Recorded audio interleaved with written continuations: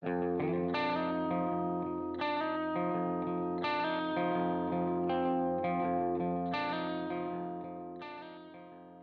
there, everybody. Welcome to another episode of the Cloud-Based Mayhem. My guest today is Mathew Fiddes. You might have seen an article about him recently in Cross Country Magazine. It was titled Eat, Sleep, Fly 100K, and Repeat. He won what used to be called the Chocolate Bar, but he won the contest to have the most 100K flights in a year. He set the goal of having one per week, so 52, which he hit. And this is his story. We got to sit down together in person here at the Red Rocks Wide Open, which just wrapped up today. We recorded this a couple days ago, sitting next to the river, a beautiful spot, and had a pretty wild and amazing week of racing. Some bad days of weather, but wrapped it up with two epic tasks, and a first task that we flew a line over the east side of the Wasatch Plateau that I'd never even seen. So fun racing here out in southern Utah. We start the World Cup tomorrow. A bunch of those pilots are just getting into town, and it should be a lot of fun. But we were able to squeeze in this talk and had a blast with Matt. He's a great pilot. He's only been at it a few years, but chasing it really, really hard. He's kind of focusing on comps now, and he had some good perspectives on many things, including his very first year of flying. He went over to beer and was going solo, and you know, you don't know what you don't know at that stage in flying, and had a pretty atrocious crash and a long comeback from that. So he talks about that and fear injury and just coming back to the love of flying. Had a lot of fun with this one. Hope you enjoy, and keep an eye on the socials on the PWCA website and Instagram at XRedRocks for all the racing going down this week. Thanks, y'all. Enjoy.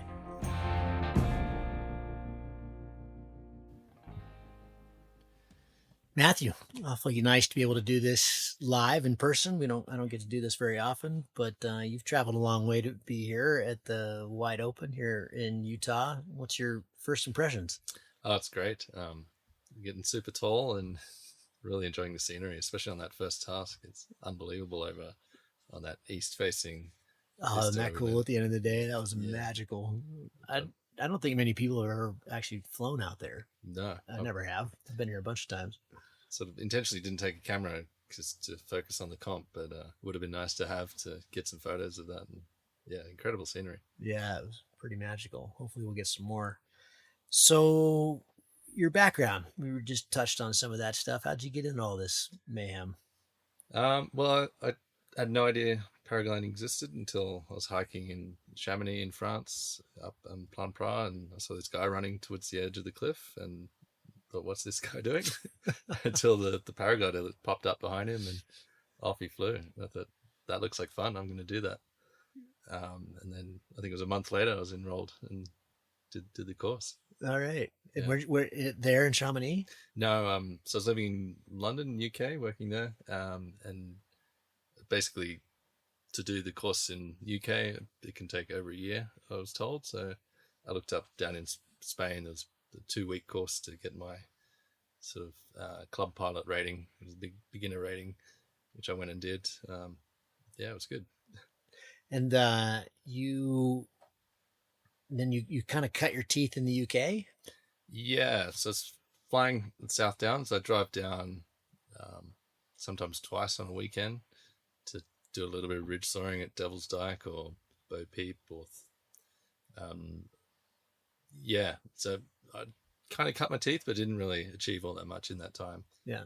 What year is this? 2018. Okay. So July I did the course. August I bought the kit and started flying. And was it just kind of instant infatuation, or was it? Oh yeah, day one it was. You were into it. Yeah, I was like, this is my thing. Yeah, right. Did you know that you could fly hundreds of kilometers? Did you know anything about XC? Or was it just the fascination with soaring around? No idea you could go XC. So it took me a while to even get like a few hundred feet above the hill, and then I got taken to Algodonellis by a mate of mine that I met flying in the UK, and then I did my first thermal there, and sort of got up the top of the stack and thought, okay, that was fun, and I just went and landed. Didn't know you could go anywhere, do anything. And then it wasn't until a few months later I sort of realized you could go XC and travel by solar power and the wind. When I first got into it, this was, I guess, a couple weeks after I got my novice license. We call it a P2 here in the States, but I was posted up at Tiger, and I had seen people fly there for years, and I always thought, oh, it's so boring. They just launch, they fly around, and they land right here. And then I did that, and I wasn't really super infatuated with it right off the bat, because I thought that's what you did. I didn't know that you could do. I think what struck me very early on, I saw an early X Alps and went, wait, what are these people doing? How are they doing that? They're not landing where they took off. X Alps. That'd be just saw it. I just saw it. I had, it was mind boggling. How would you ever do that? What in the world are these people doing? So growing up in Newcastle, when I was there for university as well, I'd seen people hang gliding on the coast. And Newcastle's Sydney. Yeah, north of Sydney, about 2 hours. Okay. No idea paragliding existed.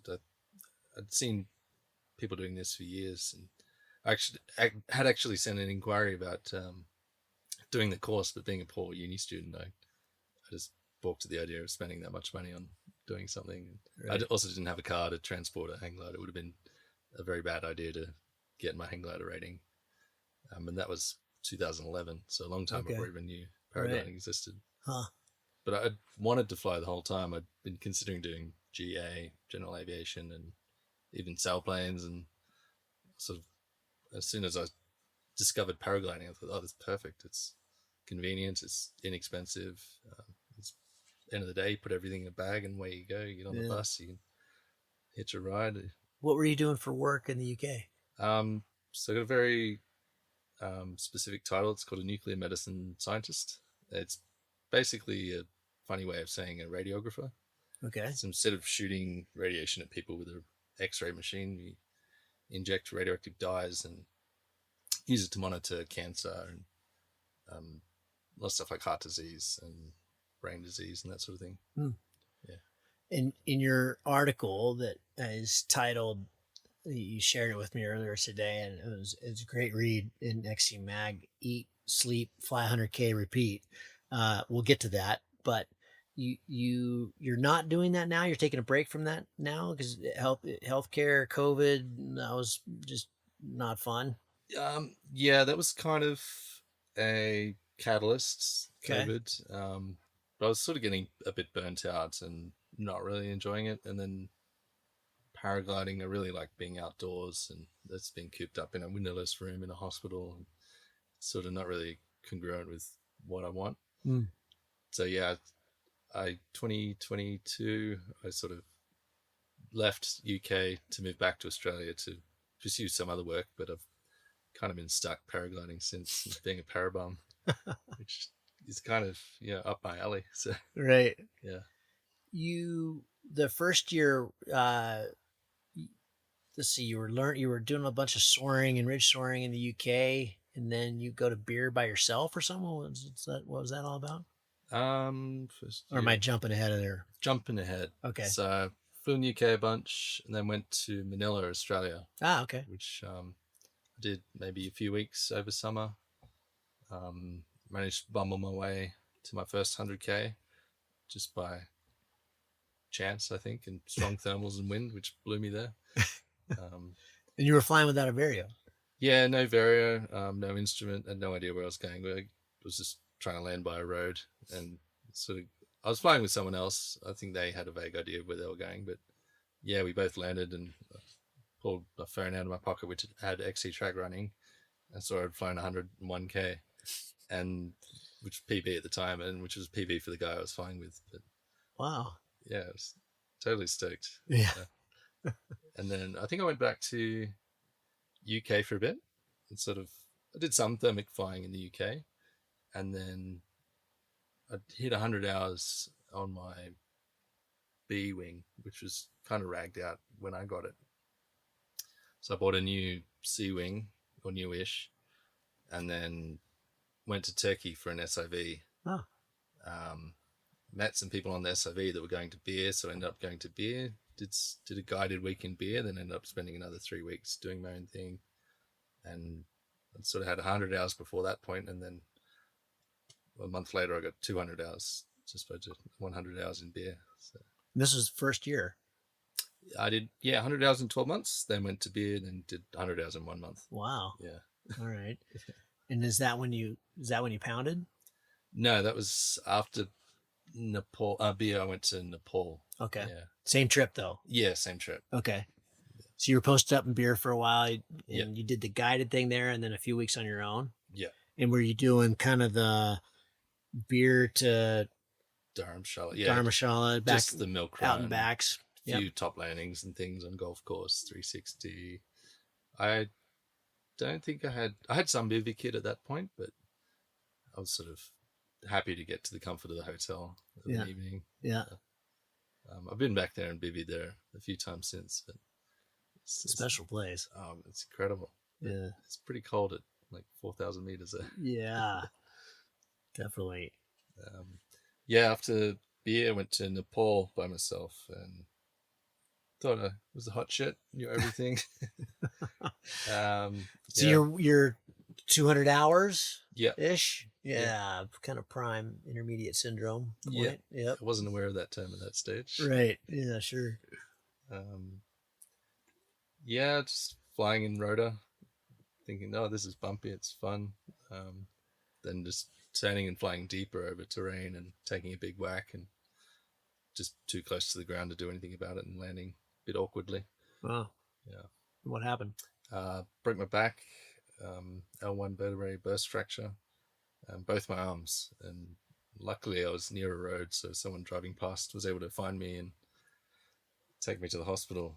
Well, they flagged down a ute. Because you're by yourself. Yeah. Okay. I met some people there, and a mate was there by coincidence, but we weren't flying together or anything. But yeah, it's this girl on a scooter came past, found me, and flagged down a ute, as you call it, truck over here. Yeah, yeah. They picked me up by my arms and legs and put me in the back of this truck. Oh, God. Drove me down the bumpiest road in probably all of Asia. Oh, Jesus. Manipal Teaching Hospital in Pokhara, which, it's not the most pleasant of hospitals. Not really where you want to find yourself with a broken back and a couple broken arms. Yeah, I was strapped to a board there for, I think, 24 or 36 hours before they could get a chopper in to get me to Kathmandu. Oh. But I had to have surgery Kathmandu, and then got a nice flight from Kathmandu back to Australia. You have an insurance flight or something? Yeah. Yeah. Okay. It was just a first business class ticket. Yeah. They didn't want to let me leave, but I'd had enough, so I ended up just buying my own business class ticket, so I could at least lie down on the flight. I'd been up walking around a bit. But when you hit the ground, was there any scary moments of, holy shit, I can't feel things, or what was going through your mind? No, it was just intense pain. That's all that drew my focus, and then trying to use my broken arms to undo my harness, which wasn't working very well. But then in the hospital, I sort of tested the reflex on my feet. And that was all fine? No, it was sort of a lot limited. I could move one foot and feel that one. I couldn't really move my other leg. I think I could move it, just not forcefully push. They did like a test where they try to resist my movement. I could sort of wriggle my toes, but not. It was probably due to the fracture and the swelling and that sort of thing. But there was a bit of bone sticking to my spinal cord, which it's lucky it wasn't even further, I suppose. So. Were there any kind of red flags going into this? I read in the article that you were, in some ways, or by your own way of describing, you were kind of a lone wolf. You were kind of doing your own thing. But were there mentors or people around you that are going, hey man, you're taking it too fast, or What do you put the blame of that accident on? Just ignorance? Yeah, You just weren't ready to fly on squarely those? on me. Yeah.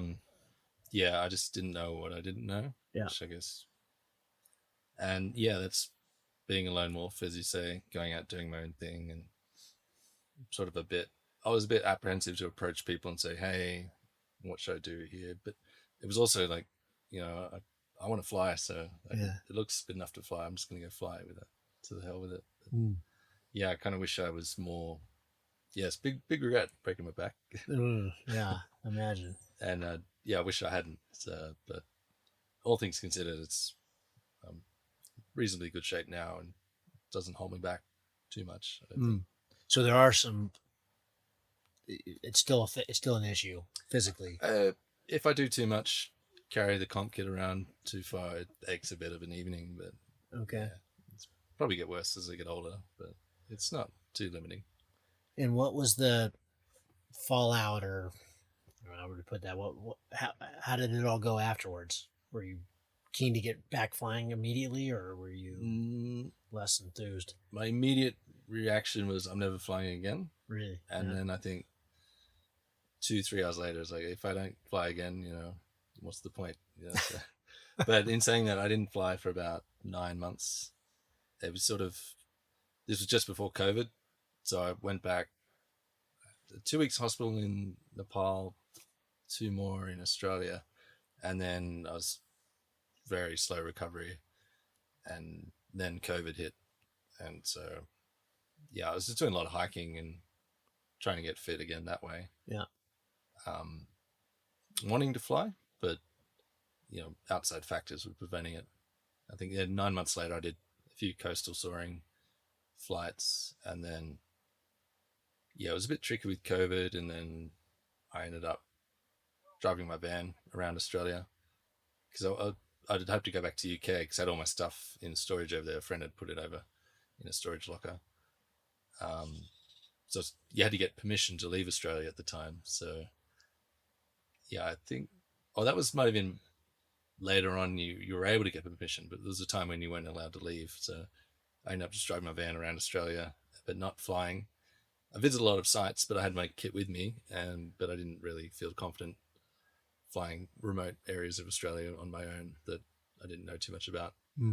So I think I had a few flights when I got around to Perth, and then by that time you're allowed to leave. So I hopped on a plane back to UK, went back to work, sorted my stuff out over there. And you kind of, when you first got back into the air, was it, were there any mental? Oh, yeah. Yeah. Yeah, I was shaking like a leaf after my first flight. Oh, wow. I landed and then, I'm like, I thought I was cold in flight, but I landed and I'm still like shaking. So that was, like that passed pretty quickly. I think that was just maybe the adrenaline from first flight back in the air. Sure. Was there anything you did, real purposefully to deal with the fear or deal with was it just time?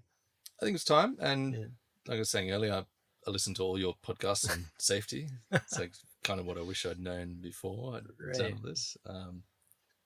And sort of, it all kind of goes back to where I learned to fly. It was a bit of a rush job, like a 2-week EP-CP course, which is the British standard. Okay. But I didn't really do any soaring or top landing. I think we had one soaring flight, but I didn't top land. I didn't slope land. There's a bunch of stuff I didn't do or even know that could be done. So that was a bit lacking, I think. But then it's also the way I went about continuing to fly was sort of doing my own thing. I did have some mentors. The couple of times they pulled me out when I was doing like flying low over the car park and stuff to come in and land, and I think he was more worried about me crashing into his van or something. Not doing anything too dangerous. It's just maybe taking risks that weren't warranted. Tell me about the Kraken. So my mate Ham, I don't think he's the sole creator. They came up with the Kraken Crackers Club. So it's a way of sharing the stoke from your flight. so you have a really good flight, cross country, you land out in the middle of nowhere, at least in Australia, side of the road, you're sort of buzzing, excited from your flight, you want to tell someone about it, but there's nobody there. No one there. You got to pack your stuff up. You got to find a way of getting back, either hitchhike or find a retrieve. And then, so this is a way of sharing that stoke and just celebrating with other people. So we carry a small bottle of Kraken. It fits right in your harness. It's rum. Yeah, so it's Kraken spice rum. I think it's American, isn't it? I think it is. Yeah. So we carry that. There's 3 criteria where you're able to open it upon landing. That is, if you fly 100 kilometers in a turn point flight, fly above 3,000 meters. If you launch from below 1,000 meters. So it doesn't work here. No, I think you need to get to 6,000, which is probably legal here. Right. That's a little tall. And then if you successfully deploy your reserve, is another. No one's claimed that one yet, fortunately. So you've cracked 52 of those in 23. I didn't do the full 52. There was a time there where I was doing a couple a week, and then I thought I'd maybe not drown yourself in rum, or don't rub it in everyone's faces. And you'd have to carry a lot of bottles of rum to beer and all the places you went.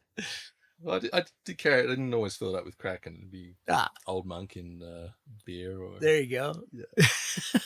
So when I did the 50-second 100K flight, I actually took a 1 liter bottle and pulled that out upon landing. Fantastic. Okay, so let's. I realize we've missed some stuff, but we can go back. So how did you take this on? I don't know. Did you know Bruce Marks? Doesn't ring a bell. Okay, so he was my supporter in the first 2 XL. So this is kind of before your times, because that was 2015 and 2017. And back in the day, XContest had it was called the Chocolate Bar, Chocolate Club, and if you got the most 100K flights in a year, you got basically a year's supply of Swiss chocolate. Yeah. And my buddy Bruce won it 3 years in a row. And so I was excited to read your article about, because I had never met anybody that chases so hard as Bruce, but I was excited to read your article because your numbers are really similar. I don't think he ever got 52. I think a couple times he was kind of in the high 40s. It'd be fun to go back and take a look. I went and had a look, actually. Did you? What was it? The highest previously was 44. 44. Maybe around 2016 or so. Yeah. Might have been. Yeah. That sounds about right. Yeah. 2016 was when he was chasing it hard because he had a pretty bad accident in 2016 in the Sauce up above Zermatt. And then after that, he slowed down quite a bit. But yeah, so is 52 the most that anybody's ever gotten a year? Yeah. Wow. Yeah, so 44 was the best previously. And, oh, really? Yeah. Okay. Bruce would appreciate that. Unfortunately, you don't get chocolates anymore. I know. That's a bummer. I know. It was pretty good chocolate, too. I rub it in. Okay, so that's 2023, correct? Yeah. Okay. I started that. That was last year. Yeah. So XContest season October to September. So October 2022 that started, but I didn't fly until probably mid-November 2022. Okay. And that was in beer? Yeah, I went to beer. So I'd left UK to return to Australia. I thought I'd stop by beer for a late couple of weeks in November. It wasn't super great. It gets a bit inverted around that time of year. Yeah. A bit hard to get above the ridge. I think I had 300K flights, but I wasn't chasing it yet at that point. It was just to get some hours and experience before going back to Australia. Once in Australia, went to Manila, and I spent 3 months there. 3 months in Manila? I think 2 to 3. It might have been December. 2 months, December to Feb, and then Feb went down to Brighton, Corryong, where they have the Australian Open. Is Manila an interesting place to hang out for 2 months? It can be. It's interesting people come through. Okay, cool. No, it's a great. I've never flown there. Oh, you should. You're missing out. Well, I know the flying's really good, but is the area, there's places to eat, and isn't it kind of remote? Yeah, it's pretty remote. We stay out at Godfrey's. So we call it the farm. Yeah. It's maybe 15 minutes from town. It's pretty nice. There's a swimming pool there, a clubhouse. He's got a few cabins, but everyone either camps in tent or sleeps in a camper van. Yeah. I think there's about 5 pubs in the town. Ah, It's a very small town though. right. So it's not really justified the amount of pubs they have, but yeah. So, And what do you call? They're not just pubs. They're kind of a club, right? Where you go to. What are those called in Australia? Where you can get a steak and a beer. They're well, there's pubs and clubs. There's RSL, maybe that's what yeah, that's Return Services League. Yeah, right. So there's 3 pubs, the RSL and a bowling club. Okay. Bowling where they play lawn bowls. Yeah. Yeah. Yeah, if you don't like flying, Manila's not the place to be. Right. A lot of people don't bring their spouses and things. Right. Because They would go crazy. Yeah. they'd end up get divorced. Yeah, right. Yeah, so spent 2 months there. I aimed to get 200. That was my goal for that trip. I think we got that on New Year's Eve, and we got back just in time for the party. Ah, nice. And yeah, I spent the next rest of January just trying to win the Australian XContest. Yeah. Which I think I got into second, and then sort of downgraded to third. But still second in sports class by the time I went to the comps, which was worth it anyway. They were pretty fun. Yeah. And were these your first comps? Yeah. So that's like Koryong and Bright and stuff? Koryong and Bright. Yeah. I think that year, yeah, it's kind of wet down. I think we got 2 tasks in Koryong and then 3 in Bright or something. Okay. So it wasn't that great of a year. But from there, I went back to beer in spring, which was really good. Yeah. Have you been to beer more than once in spring? Yeah, I've been again this year. Okay. Just for a couple of weeks though. That's what looks really good to me, is the spring. Yeah, it's when Philip and all those guys are out doing the records. Yeah. You can fly. I've seen thermals at 7 a.m. Wow. And then you fly until maybe 7, 8 p.m. Wow. Amazing. But it's to get those records, you got to go over some super committing terrain, and it might take you a week to get back if you land in some places. Really? Is it that deep? Well, there's some valleys. You'd probably, if you walked back, it'd take that long, but you'd probably walk up and fly out. Try to relaunch. Yeah. Yeah, it's super fun. But I just normally stick to the front range. But yeah, even in spring, the back doesn't work too well. Okay. It's too much snow. Yeah, it's caked in snow. But then I think by that point I was chasing the 100K club. I wasn't trying to win it outright, but it was just trying to beat the next guy or next person above me in the line. Yeah. And then I think I got into second. I was probably maybe 5 behind this other guy, Sean Holiday. He was sort of winning it. And then it became a battle. I'd catch up to him. Then Did you know him? No, I'd not met him. Okay. I didn't. Where's he from? South Africa. Okay. Yeah, I'd actually went out and met him that year. I saw he was at a comp in Macedonia, and that was the only flyable place in Europe that week. So I splashed out on a ticket and went there for a week. So you were obsessed at this point. I was like, well, he's there. I gotta go there. He's doing 100K every day, so I'm going to lose. And then, and was it something at this point? Was it already, I want to get 52 because there's 52 weeks in the year? Is that how did you come up with 52? That was said as an offhand just joke to my mate. And I said, oh yeah, I'll just do 52, 1 a week. That'd be easy. Yeah. I think I was aiming for 30 or 40. I'll just get to the top. And I just, happened to say, 52 is just a nice round number, 1 a week. And then he'd actually made a post about it and started telling people I was going for this. So, was that on the Kraken? Or the Australian XC page or something. Okay. So then at that point I had to, the gauntlet has been thrown down. Right. Now you got to do it. Yeah, make me look bad if I don't. When I met Sean, and super nice guy. In Macedonia. Yeah, we flew together a bunch. I must have brought the crap weather with me. We didn't have very good flights. It was super nice to meet him and hang out there. They had the worlds for the hang gliding on at that time.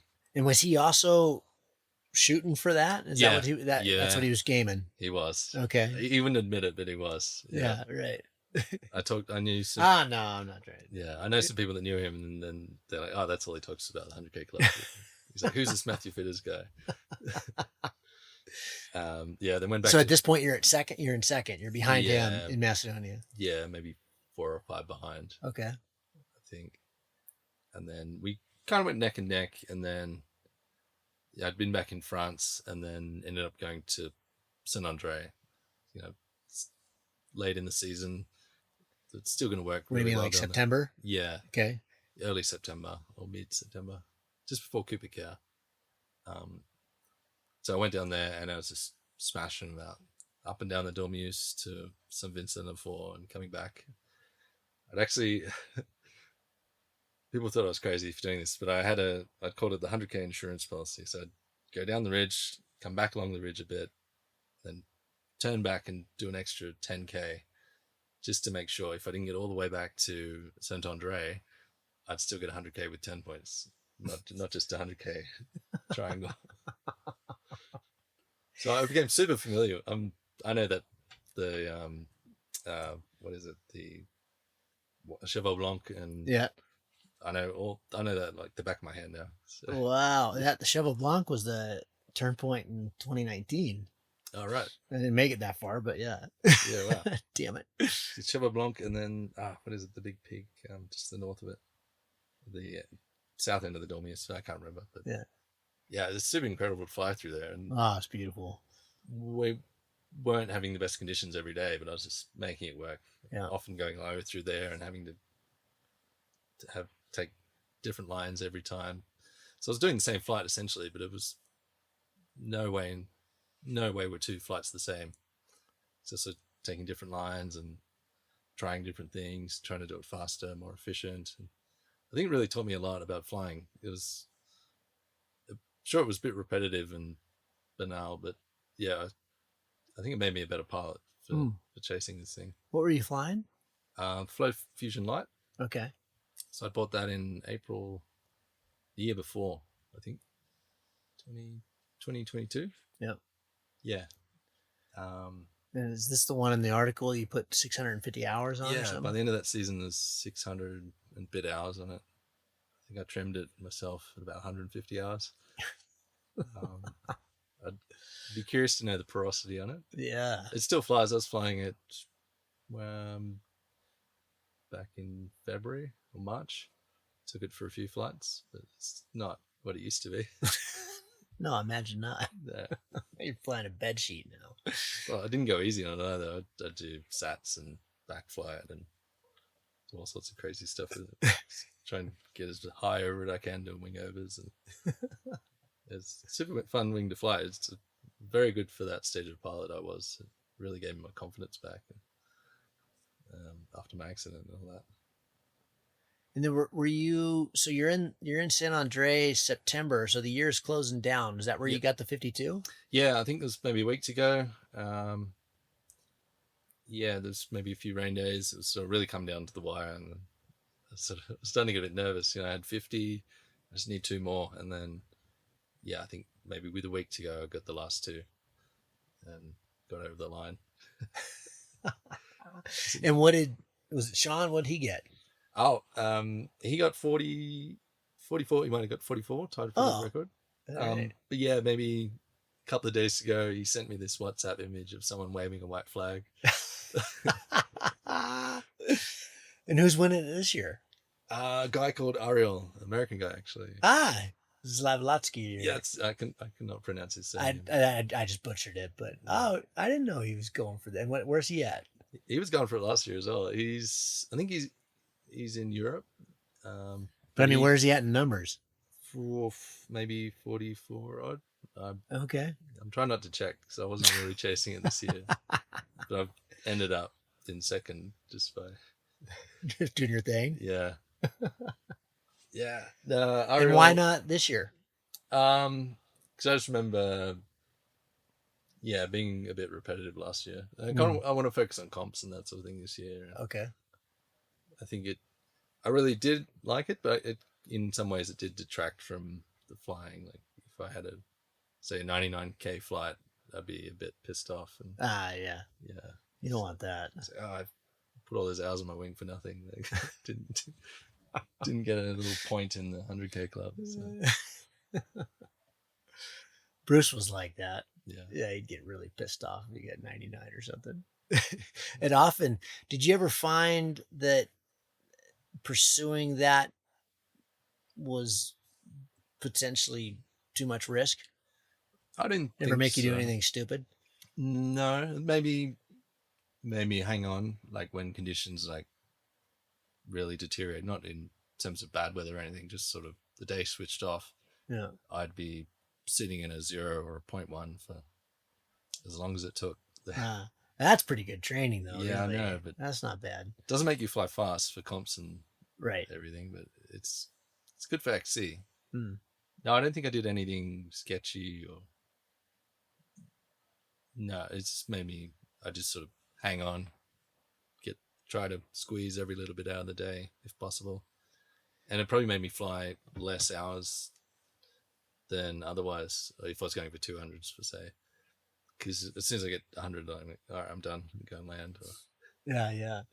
The statistics in the article were pretty amazing. You did 9,000 something kilometers, almost 500 hours. I think you said 447 or something like that. Yeah, I think that's what I've got published on XContest, but there's probably a bunch more of just hours, little stuff. Yeah, that's a lot of hours in a year. Yeah. And then this year you said you've got 400 and something. I just checked. I've got 399.9 or something. Wow. From this morning's flight. That's it. Add another 20 minutes. That was an hour and 5. Oh, was it? Oh, yeah. Cool. That was nice air until it wasn't. How do you stay motivated? How do you stay psyched about it? That's a lot of hours. That's a good question. I think just having different goals. Like I was trying to get 300K this year. And I think in a little way I was trying to win the 100K club again. Yeah. But I was also doing bivvy. Went bivvy for the first time in beer really this year. Or last October, sorry. Yeah. It's super incredible. And then just doing stuff like that and flying with mates. I don't know for pure numbers motivation, but doing comps now, that's kind of my focus. And wanting to do well at comps, that takes a lot of focus and determination and new equipment. Yeah, right. Yeah. And now you're flying the Enzo. Yeah, I bought that in Spain. Yeah, Spain a couple of months ago. Did this Italian Open and then the Swiss Open. And what was that jump like? How did that feel? I've been flying the Flow XC Racer 2 and it didn't feel like that much of a step.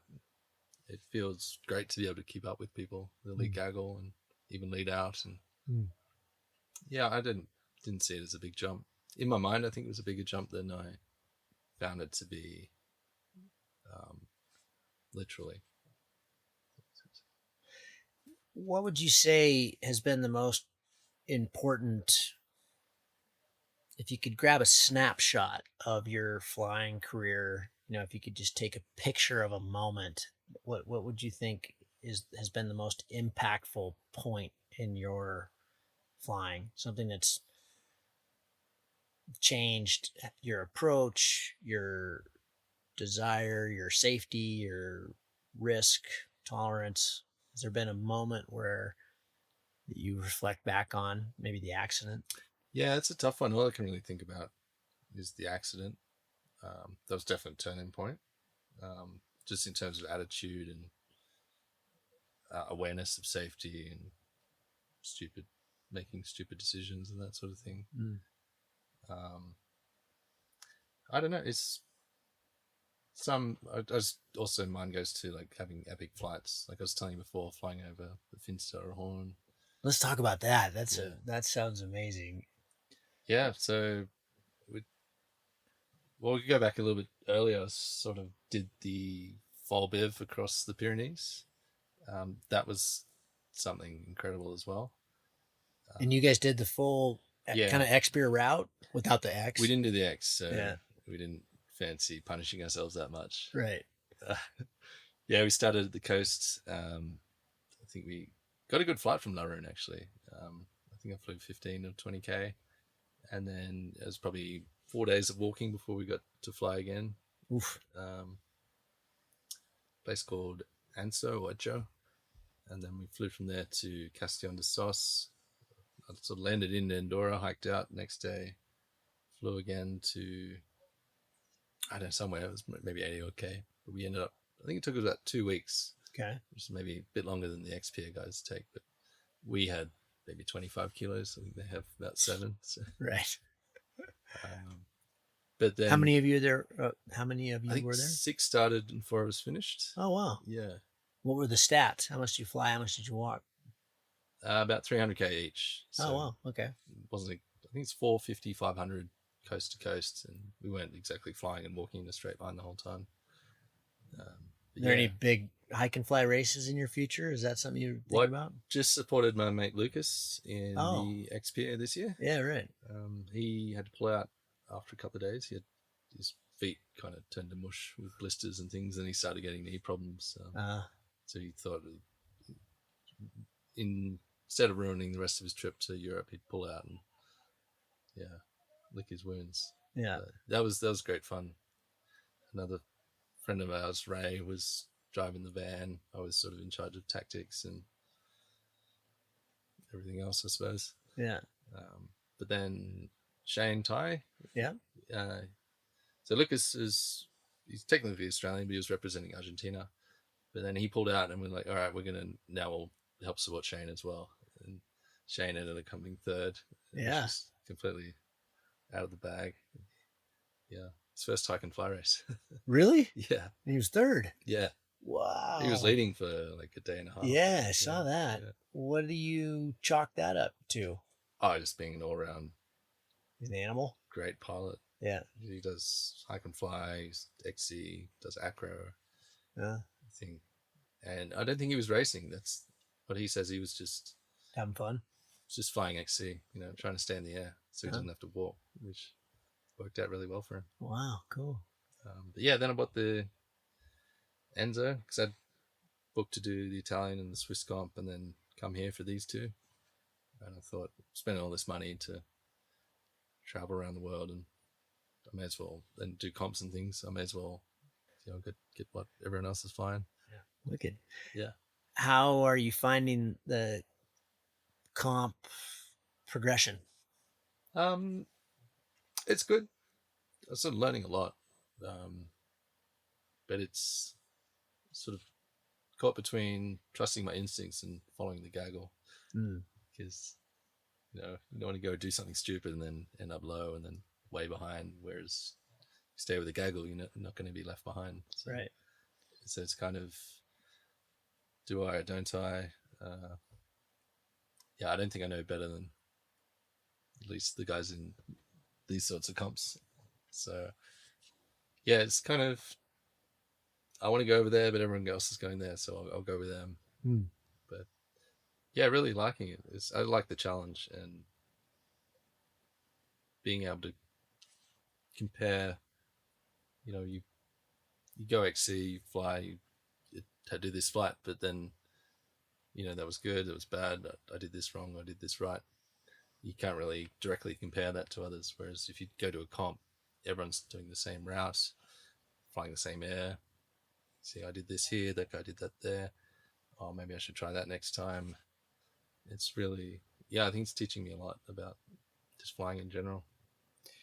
We got sidetracked on your Verbier flight. Come back to the was that the best flight of your life? It's up there. It's probably there's 3 I think of when I think of the best flights. Wow, let's hear them. They're all ones I've sort of sat down and this is like outrageous, sort of probably not achievable, but I'm going to fly from here to there, then do this, land there. And yeah, this Verbier, we planned to fly to Interlaken. Mm-hmm. And most people probably don't know there's a big mountain in the way. Yeah. Called the Eiger.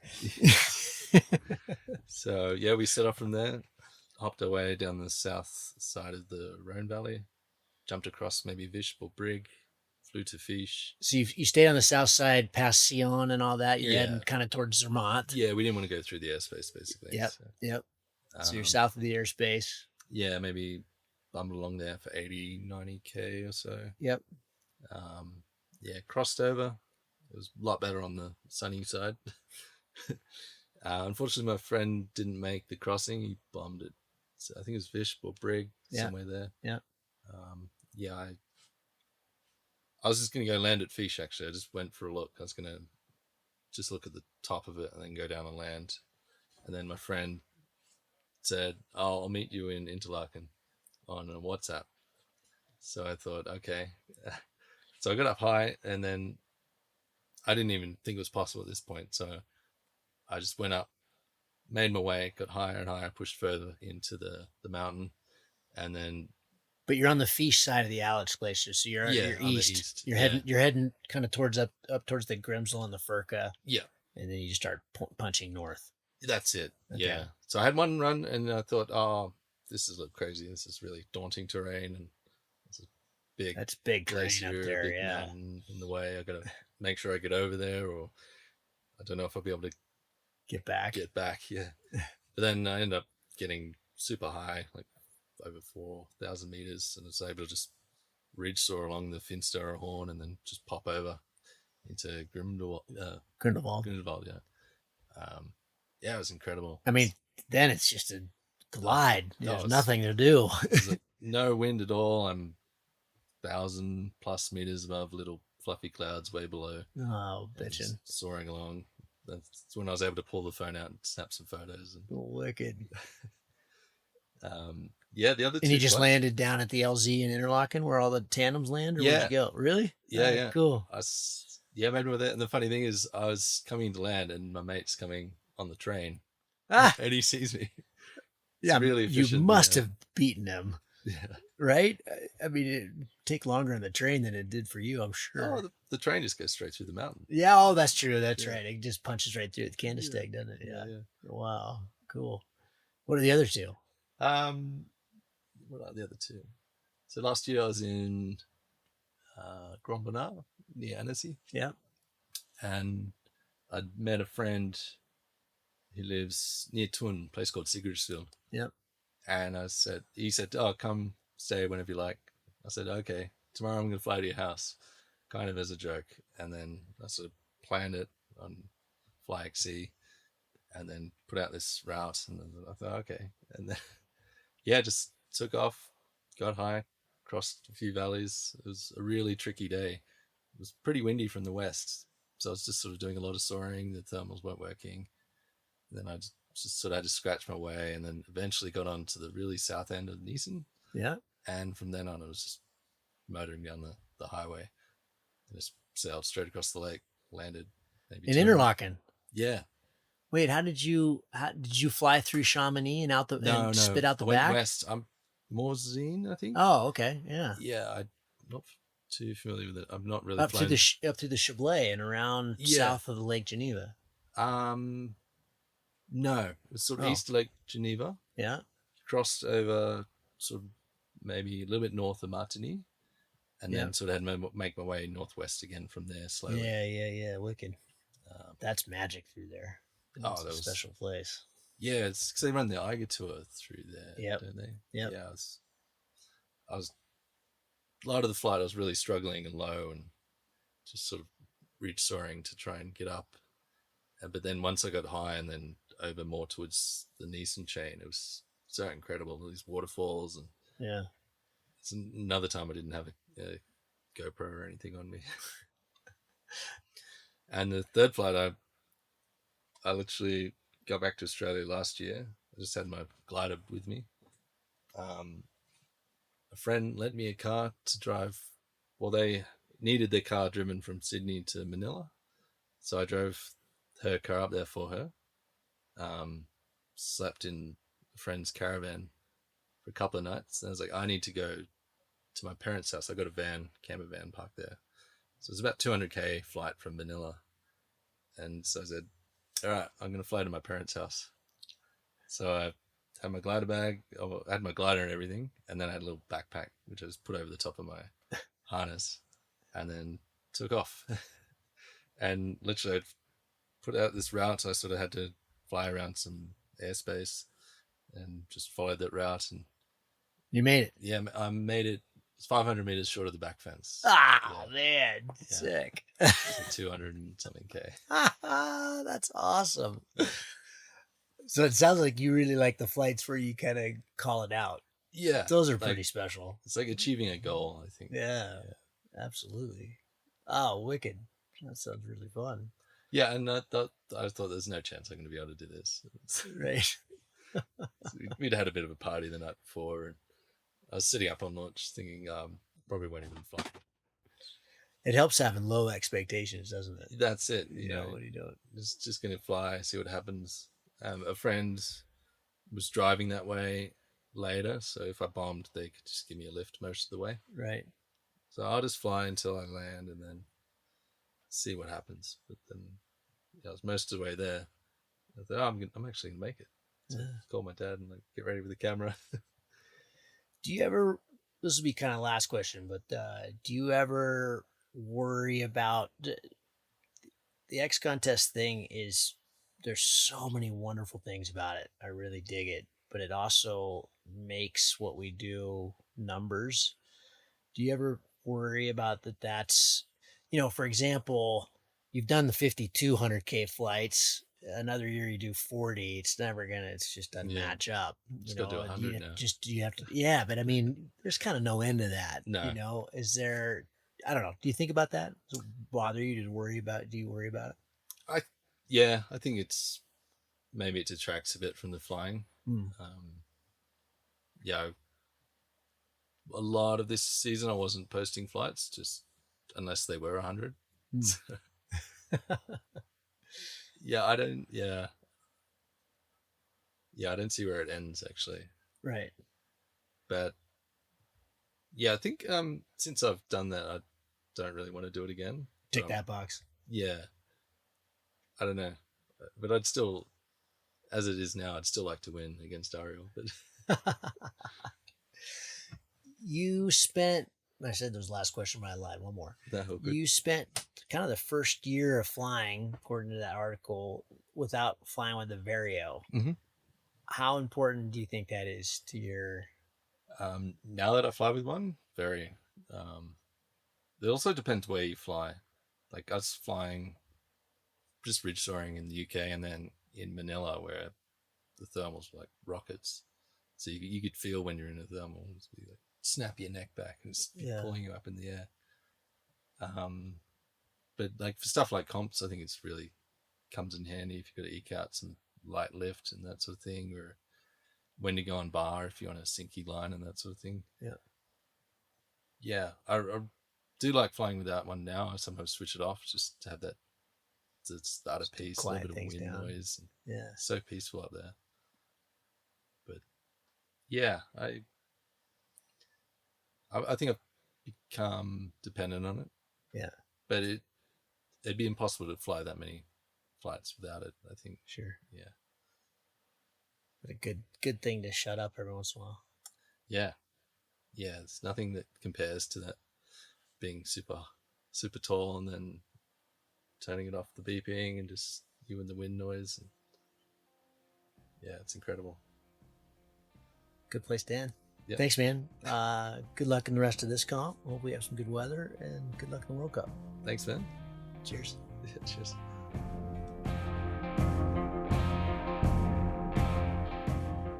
If you find the Cloud-Based Mayhem valuable, you can support it in a lot of different ways.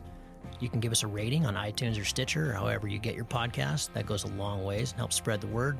You can blog about it on your own website or share it on social media. You can talk about it on the way up to launch with your pilot friends. I know a lot of interesting conversations have happened that way. And of course, you can support us financially. This show does take a lot of time, a lot of editing, a lot of storage and music and all kinds of behind the scenes cost. So if you can support us financially, all we've ever asked for is $1 a show. And you can do that through a one-time donation through PayPal, or you can set up a subscription service that charges you for each show that comes out. We put a new show out every 2 weeks. So, for example, if you did $1 a show and every 2 weeks, it'd be about $25 a year. So way cheaper than a magazine subscription. and it makes all of this possible. I do not want to fund this show with advertising or sponsors. We get asked about that pretty frequently, but for a whole bunch of different reasons, which I've said many times on the show, I don't want to do that. I don't like having that stuff at the front of the show. And I also want you to know that these are authentic conversations with real people, and these are just our opinions, but our opinions are not being skewed by sponsors or advertising dollars. I think that's a pretty toxic business model. So I hope you dig that. You can support us. If you go to cloudbasedmayhem.com, you can find the places to support. You can do it through patreon.com/cloudbasedmayhem. If you want a recurring subscription, you can also do that directly through the website. We've tried to make it really easy, and that will give you access to all the bonus material, little video casts that we do, and extra little nuggets that we find in conversations that don't make it into the main show, but we feel like you should hear. We don't put any of that behind a paywall. If you can't afford to support us, then just let me know and I'll set you up with an account. Of course, that'll be lifetime, and hopefully you're being in a position someday to be able to support us. But you'll find all that on the website. All of you who have supported us or even joined our newsletter or bought Cloud-Based Mayhem merchandise, t-shirts or hats or anything, you should be all set up. You should have an account, and you should be able to access all that bonus material now. Thank you so much for listening. I really appreciate your support, and we'll see you on the next show. Thank you.